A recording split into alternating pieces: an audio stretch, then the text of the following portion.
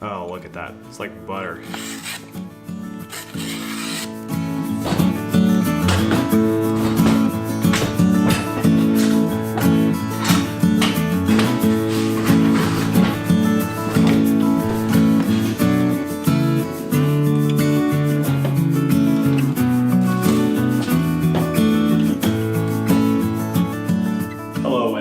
To Northwest Craftsman. Today we're going to be answering the question of what do I do now that I've purchased my chisels.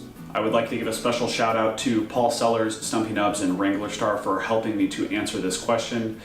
Please go check out their channels in the description below and check out all the other content they have. It's really, truly great. So one of the things that I have learned as an engineer is that preparation is key. And when it comes to woodworking, preparation is no different. Now what I would like to do today is to show you, when you've purchased your chisels, what are the next steps you need to take before you start working wood with them. To start us off, I wanted to let you guys know which chisels I decided to purchase. I got the Stanley Sweethearts because they had great reviews on Amazon. I had been hearing a lot about them online, and I know that Stanley is a long-lived name in woodworking. So they've got two different sets that you can get with this. One is the 4-piece set, which is what I got, and then the other one is the 8-piece set. And the 8-piece set just fills in some of the in-betweens and I believe both ends from this chisel set here. But I chose to get the 4-piece set because it was cheaper, and I think these are the most common sizes that I'm gonna need moving forward. So a little bit about the Stanley Sweetheart line. The blade is here, the socket is here, the handle is here, and this is different than some of the chisels that you're going to see, which has a full tang, so to speak. I'm not quite sure if that's what it is for chisels, but I know for knives you're going to have a full tang. These ones are different because you can actually take the handle out of the socket. So theoretically, if you ever needed to remake your handle, you could just remake it and then reinsert it. So there's a couple of different ways that you can sharpen your chisels. One of them is by using a belt-driven or a rotary sander, and you'll see this online in a lot of shops. You really want to go through and quickly flatten these out or sharpen these, and you don't need to do that. There's a lot of other resources that show that you can do this all by hand, and in fact, Paul Sellers says that he does this multiple times a day. Not this whole process multiple times a day, but he strops it and gets the final sharpen back on it multiple times a day. So if you have access to a belt sander or to a rotary grinder, you're more than welcome to try and do that if you've got an angle that you want to put on there real quickly, but it is certainly not necessary. So the other option you have is diamond plates. Diamond plates are about yay big and yay long, and you can use them to quickly sharpen your chisel set, and in fact that's what Paul Sellers recommends as you begin to work more, because the method I'm about to show you gets expensive in the long run, but tends to be a lot cheaper if you're just starting out. The 3 diamond plates that you're going to get is something like 200 grit, 400 grit, and 1200 grit, or 200, 600, 1200, somewhere in that range. But they run about 140 bucks for the set of 3. Now they will last you a long time and they will stay flat, and that's one of the differences between them and whetstones or ceramic stones, or a variety of the other sharpening methods that you have out there. So what I'm going to use today is not diamond plates nor rotary or power tools, but is a flat plate, which I have in the form of a granite block, along with sandpaper of different grits. All of this I purchased on Amazon, except for the granite block. There's a couple of different options that you have when it comes to your flat surface. You can either use a sheet of plate glass. It looked like on Paul Sellers' channel, he had about a 1/2 inch to inch thick piece of plate glass, and that would also work because you get a flat surface. Or you can go by Home Depot and get a tile that is large enough. Just make sure you go with your rule to check the flatness of it to make sure that it's flat across the top. I happen to have a granite shop that's not too far from my place, and so I went to them and got this out of their boneyard. To start off, I wanted to give you guys an idea of how sharp these chisels are coming from the factory, and there's 2 tests that I'm going to be doing for that. One is to use an index card and try to cut the index card, and then the other one is just to try and pare out part of a piece of pine. So we'll start with the index card. You can see I've already tried a couple of times on this guy, but see, nope, it just tears. So right now, coming factory sharp, these guys are just tearing the index card. From everything I have seen, that should change by the end of the day. Next up, I'm going to try and pare this piece of pine. So all of the products that you see me using, like these Irwin quick grips, the Stanley chisels, will all be posted as links down below.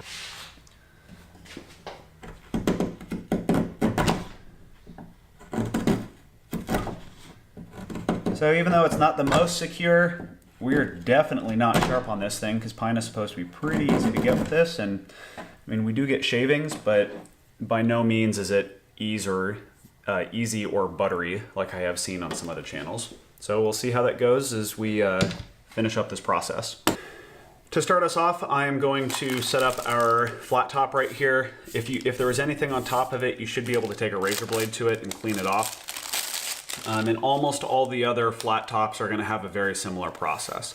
Now there's a couple of different ways that you can adhere these pieces of sandpaper to this. One of the suggestions I had heard was spray adhesive, which is the most secure way to get it on, but it also means that you have to scrape off your flat top anytime you need to change one of these out.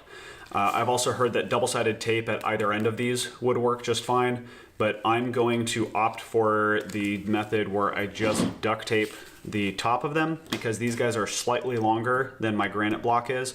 I'm just going to fold them over and tape them to the back side so that it holds them firm to this side. So we got 1 220, 400 there, jump up to 800, a 1200, and here's some 2000 grit paper. So that covers just about the whole range that we need right there. So we'll go ahead and secure these down.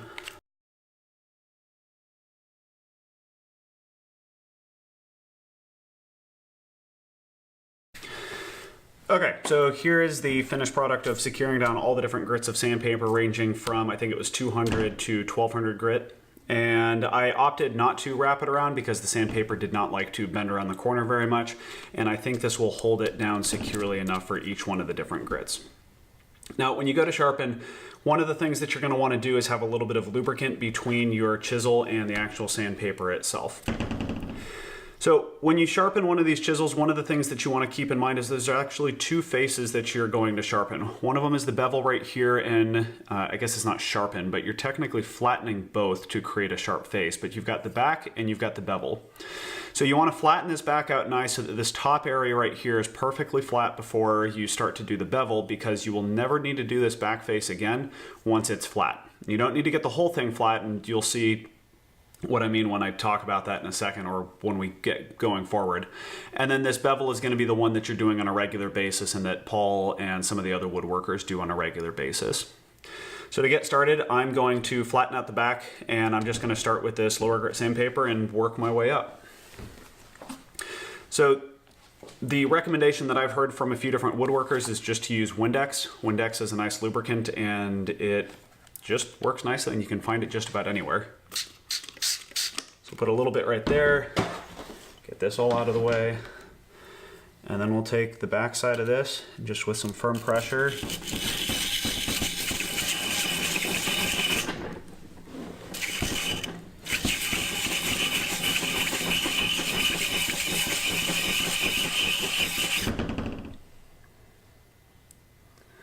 so I'll wipe this off real fast so you can see what I'm looking at.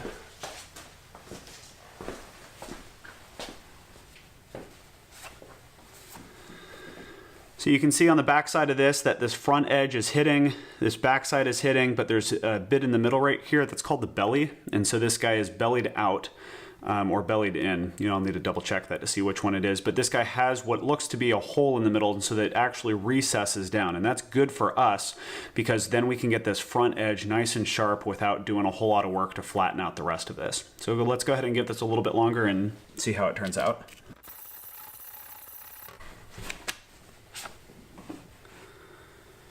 So as you can see, we're getting the front of this real nicely, and so I'm just going to slowly start working my way back up through all the other grits.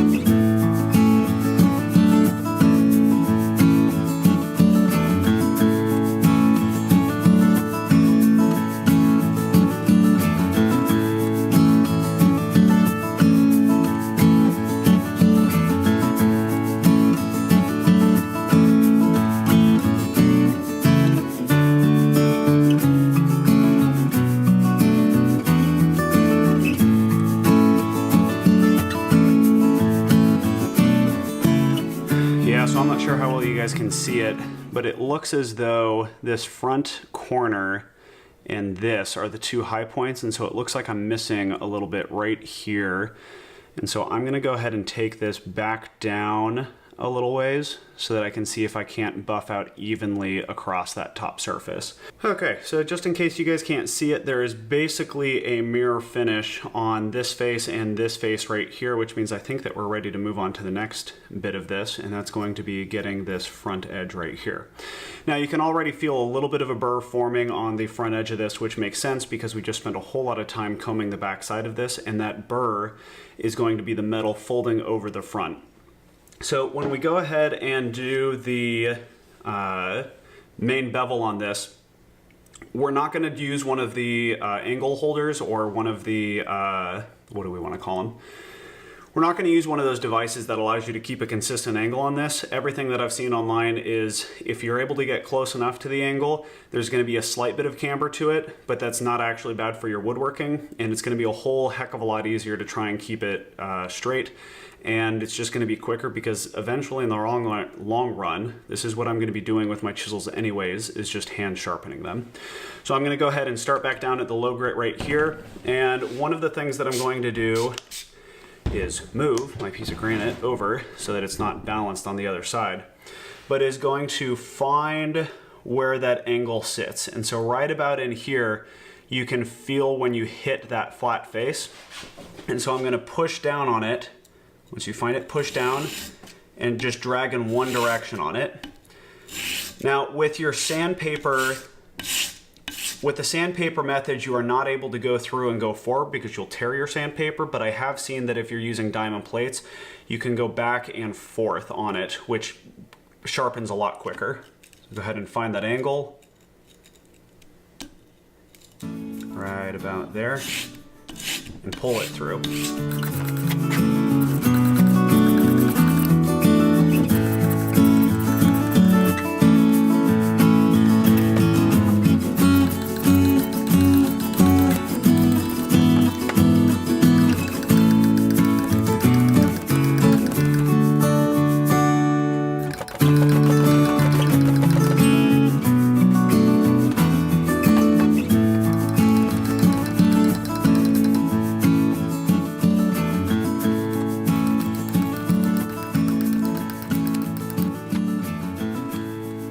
Okay, so now on both faces we have a nice, nearly mirror-like finish.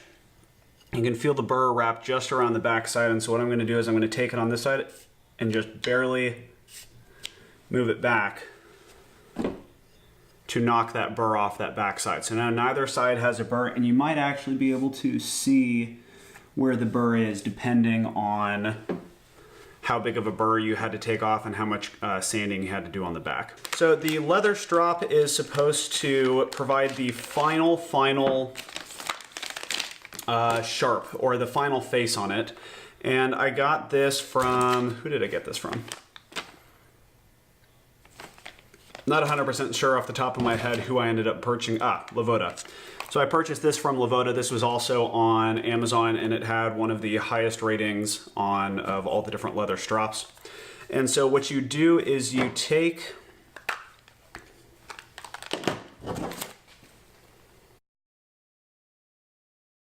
we're just going to rub it in like a crayon. And so we're going to apply this evenly over the surface.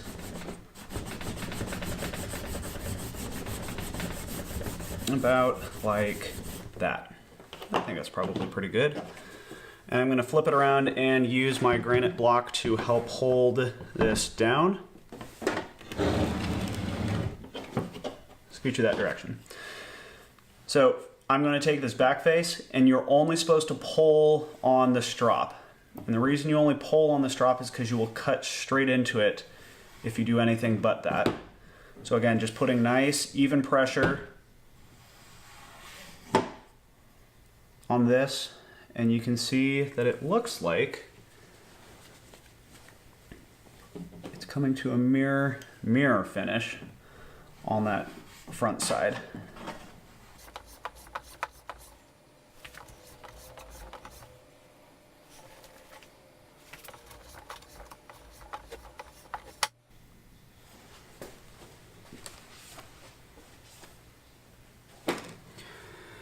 Okay, so the backside looks pretty good. You can see a mirror all the way through there. And then I'm gonna go ahead and do this front side now.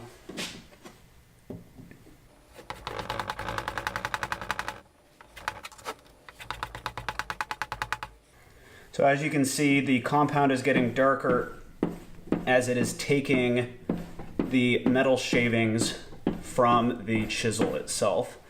And on this front side, we should be getting a nice, beautiful mirror-like finish. No kidding, does that look good? I don't know how well you can see that, but for me, see if I can't reflect it for you. For me, that's looking pretty good. I don't feel a burr on that side. I don't feel a burr on that side. So let's go ahead and try and redo that test we had done earlier. Okay, we're gonna start with the index card test. We'll see how much easier this cuts. Oh, look at that. It's like butter. I think that's gonna be a sharp chisel. Let's go ahead and try and do this pairing test again.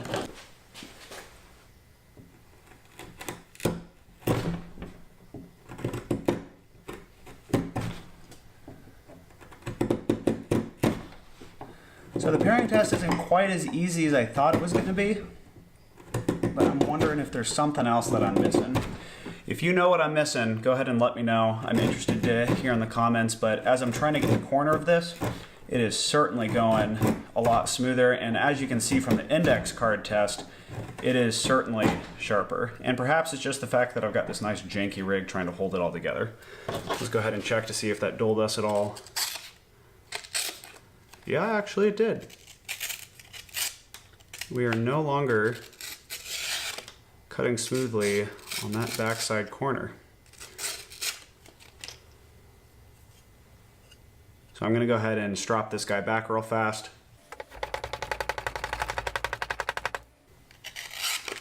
There we go. Thank you for joining another episode of Northwest Craftsman. Now that we have our sharp chisels, we can go ahead and start working on some of our projects. To remind you, we have both a Facebook and an Instagram page, and if you have any comments, questions, or concerns, please leave them in the comment section below. We'd love to have you subscribe to our page if you like this content. Thank you for joining us. Have a great one.